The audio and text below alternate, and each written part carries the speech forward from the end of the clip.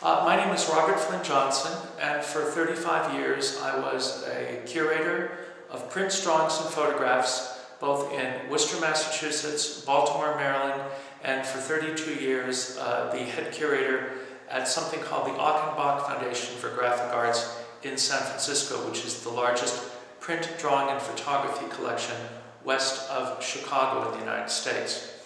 For all of those years, I spent a great deal of time doing exhibitions of major artists, major movements, whether it be Picasso, Rembrandt, Albert Dürer, Henri Matisse, etc. I've written many books on various contemporary artists too, such as the English artist Lucian Freud.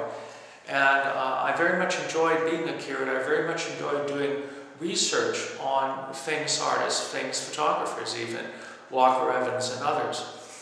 But I also realized, and some collectors and friends started to point me in this direction, that there was another side of photography, that there was a kind of a parallel universe in photography.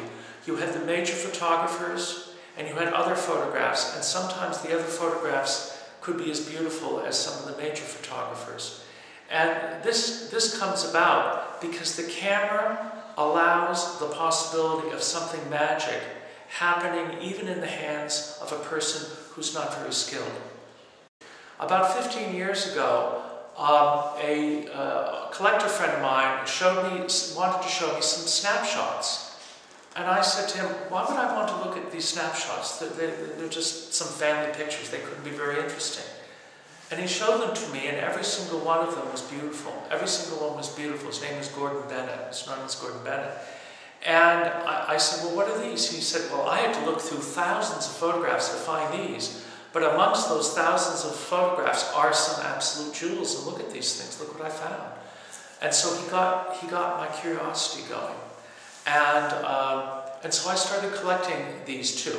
I also collected better names too in my spare time, mostly, but it was very good for me, especially because as a curator in America, curators are supposed to buy important things for the museum.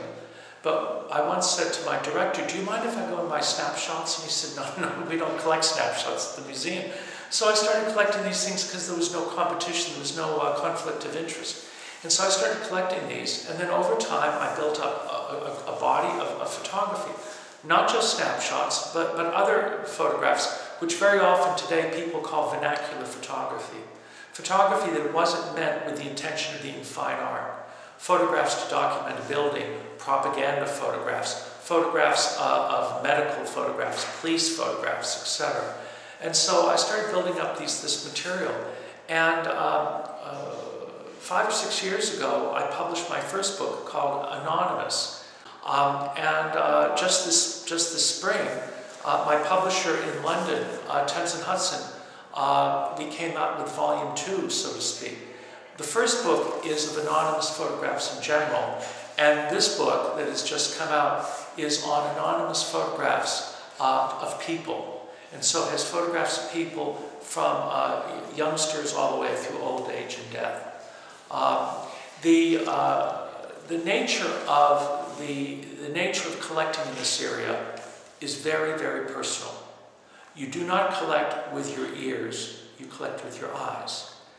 So many people collect with their ears. Oh, Tapies. I'm not sure if I like him, but I know he's famous, so I better own one, or whatever. Well, when you collect anonymous photographs, you have no names at all.